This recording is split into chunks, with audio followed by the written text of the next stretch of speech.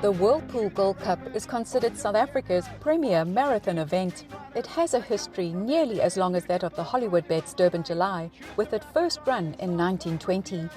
The end of our annual racing season, as well as champion season, is marked by the running of this prestigious race.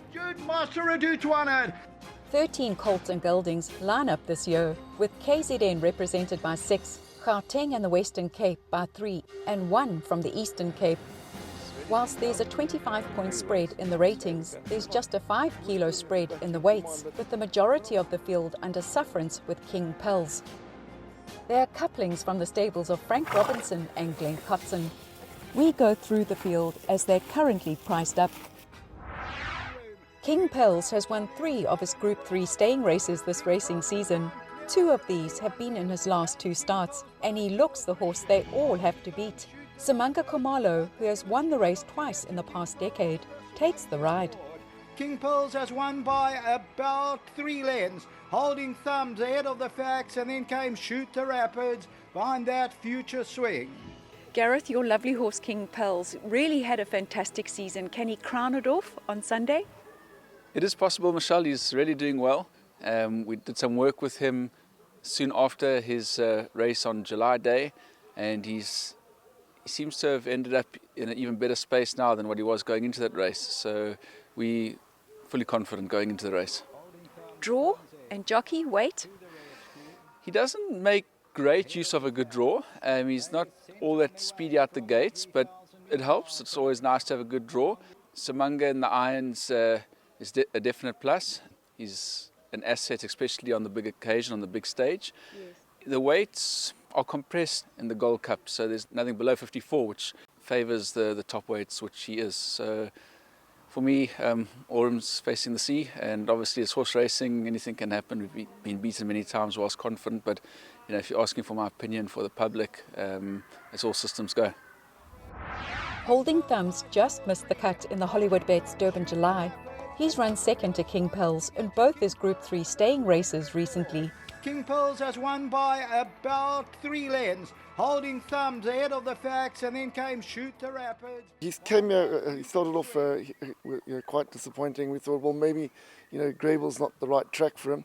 But his last 2 runs, he's really come to hand now. And the good thing is that Chad got him last time, so he's not going to believe it. He's still a big baby. From the draw, got over nicely. He was in the best position. He did everything but win. I mean, he quickened like a winner. He finished the race off like a winner. Obviously, when I looked left and I saw the way Simanga quickened, I knew, hey, I'm going to battle to find him. But he ran on all the way to the line. It's hard to say this, but he's still a big baby. He really is. He still hasn't matured properly. He looks at everything. He ducks around at everything. I still think he's still going to strengthen up, and he's still going to be a top horse in the next season. He's like 17 hands, and even though he's 4 turning 5, he's still immature. He's still trying to get into that big frame of his. But touch wood, he's a very sound horse, and he takes his runs very well. Head in the manger, which is very important. So his final prep this morning was really good. King Pelles is a great stayer. He's beaten us in the Cape, and then I think he went wrong, and then we won the next 2 features. And of course, he's beaten us twice here. But even though the weights are Constantine, we're still a kilo better off than we were the last time we bumped. And Chad rode a fantastic race. He went the shortest cut home. It just so happened that King Pelles circled the field and just got that split on us just before they came into the straight, and he went 2 lengths clear of us, and we brought it down to a length. So hopefully it's going to come down to timing again. Chad's riding exceptionally well. He's full of confidence at the moment. So that's all you need. You've got a confident jockey that knows your horse. You got a big chance, and he'll stay all day.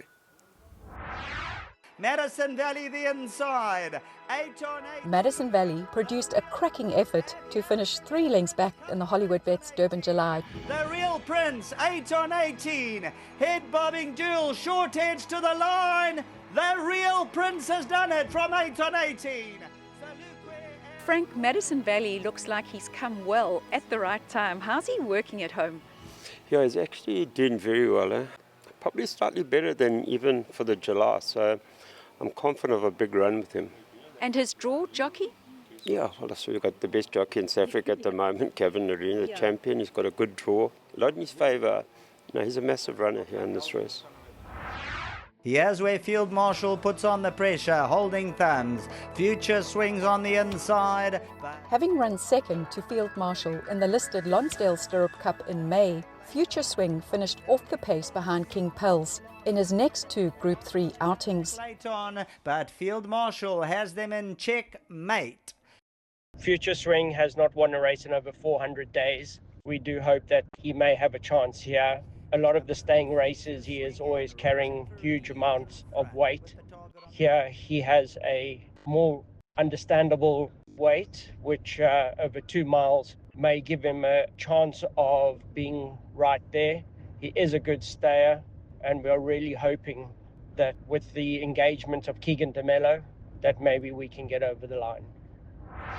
4 of the first 5 across the line in the Group 3 Durban Gold Bars line up here, including stablemate to Madison Valley, Shoot the Rapids. King Pelles has won by about 3 lengths, holding thumbs ahead of the Facts, and then came Shoot the Rapids, behind that Future Swing. You also saddle Shoot the Rapids. He too looks like he has a really lively chance and is well drawn. He's been unlucky last year. I thought he should have won last year. He was very stiff. Flat run the other day in that consolation race, but he seems to have bounced back, and I'm happy with him. He looks good. His gallops have been good, so also a big runner. Navajo Nation ran one of his best races in his 26 starts to date, when a close second to Otto Lucan in the Group 3 Magical Zulu Kingdom 2200 last time out. And it's Navajo Nation just the leader. Behind that one there is Otto Lucan as they come down to the line. Otto Lucan has won it. Navajo Nation second, Magic first. Hi Michelle, it's Weiho Marwing. Just to give you a bit of feedback on Navajo. Yes, his last run was a very good run, I thought. Looks like he has come on with his run. Obviously, we've got to see if he sees the trip out, but he's in a good space and quite happy with where the horse is at the moment. Nebraska with 150 to go is in front. Taxhaven's all over him towards the inside. It's Nebraska and Taxhaven, then My Soulmate further back, but Taxhaven now puts it together, hits the front. Nebraska's trying to fight back. Here comes the line, Taxhaven from Nebraska, then came My Soulmate. Nebraska's had a good preparation. Everything seems to have gone well. He's got a low mass and he's an old hard knocker and certainly not out of it, although he does seem to have a few lengths to find on the winner from July Day. Eastern Cape trainer Alan Greef is enjoying a fantastic season, having taken home 3 group races from Raids to Gauteng and KZN. This time he sends out 9-time winner Bournemouth. Bournemouth on the far side, the leader, clear by 2 lengths from Zatara Magic. Juan Carlos trying its hardest, but Bournemouth is going on to win. Second, Juan Carlos. He's a real honest stayer, stays all day, and ran a good race the other day, carrying 62. Was beaten by a horse carrying 12 kilo difference, and one thing in his favour, he's fit, he's healthy, he stays, and it's a good test of his courage to see how he can take on the bigger centre and the better stays around the country. One thing we do know, like I said, he stays 100%. Glen Blackberry Molt, you supplemented him. Just tell me the reason for that and how do you see him in the race? Yeah, well, it's quite costly, but when I saw the final field, I said, well, look, if we did put him in the regional nominations, he'd probably get a run. I had him in the mile. It's so weird. My late father said to me, when you get these horses that only get going at the end of the race, they want to go further. And of course, I've always had one of the partners in the back of my ear saying, he doesn't quite get the 2-4, he doesn't quite get his best distance is a little bit shorter. And somehow, it's sort of like, you always put it in the back of your mind, but when I watch his last 4 runs in the province, and his last 5-10 runs, he only gets into the race late. So, like the last time I said in the consolation, I said to the jockey, I said, look, you don't know this horse, he'll jump out, but within 3 strides he'll drop himself out. So you've got to jump and get him into the race, otherwise he's going to drop right out of it. And hence he came from Stone last, he got beat 2 lengths flying at them over the 2-2. It could be interesting, when those real stairs kick in over that 3,000 metres, he'll be finishing this race. I think he is. I'm hoping that my dad's good sense is saying, look, this is a proper stair, because he really is a smart little horse. Again, another sound horse from Maritzfontein. They're just really strong tough horses. They take everything you give them. And and so he's got soundness, he's got fitness, he's well in himself. We got Cole Dickens, who rides all our work every day. He's second choice to Chad, and he knows those back to front, and he's won in a couple of times. So I think we got 2 live wires. We just got to beat King Pelles.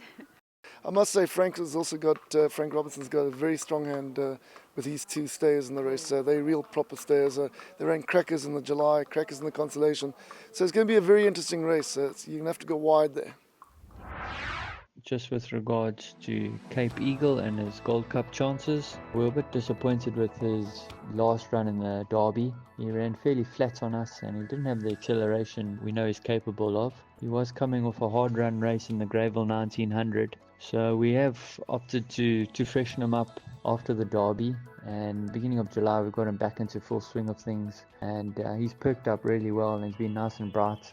And Junior was very happy with his gallop 10 days back. I think we've got him in a good space going into a feature race like the weekends.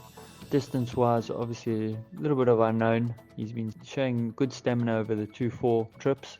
3-2 is obviously totally different, so we're hopeful that he's going to see out the distance. Competition wise, obviously we've got to respect Gareth van Zyl's horse. Done nothing wrong both when running in Cape Town and in Durban, and he's matched up to a lot of the competition in the race. So for me, he'll be the horse we all got to beat. The third of Frank Robinson's coupling is the winner of this season's listed Lonsdale Stirrup Cup, Field Marshal. Here's where Field Marshal puts on the pressure, holding thumbs. Future swings on the inside, but Field Marshal comes into the lead. Shoot the Rapids is trying to fight back late on, but it's down the inside. Field Marshal the last 100. They are trying to come back late on, but Field Marshal has them in checkmate. Then you have Field Marshal, who's drawn wide, but over a staying trip. Is that much of a problem? I don't think so, His sire has produced a lot of staying horses. I'll try him differently this time. I'm going to drop him out of it and hopefully he can finish better. His work is also very good at home and also a lively runner. Do you have a stable preference? I would have to say maybe Madison Valley, just because of the class that he's run with.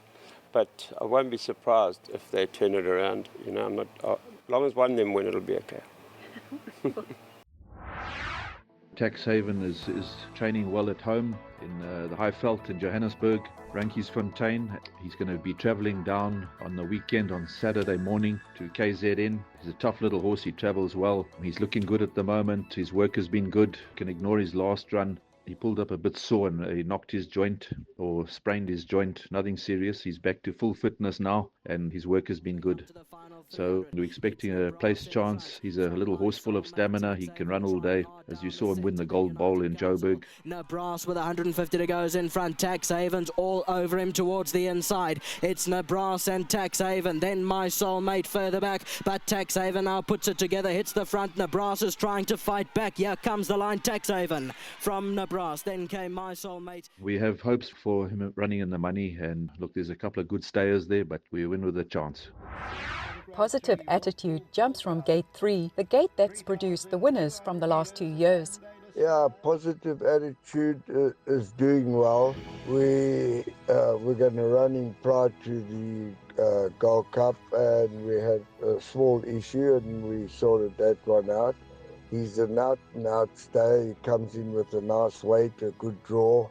I don't think the draw makes a big issue over that trip, but it always helps to be drawn 3 and 54. I think I've got him in a good space.